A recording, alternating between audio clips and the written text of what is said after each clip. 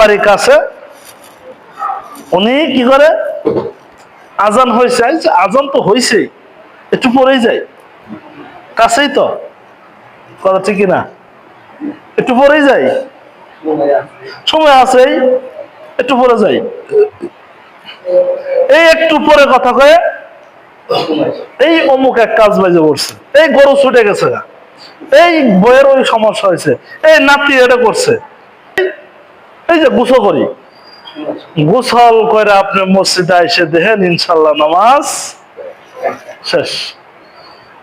আবার অনেক সময় দেখে এখন তো 40 বাজে, মসজিদে নামাজ শেষ, আরে ঘরেই পড়ে নেই।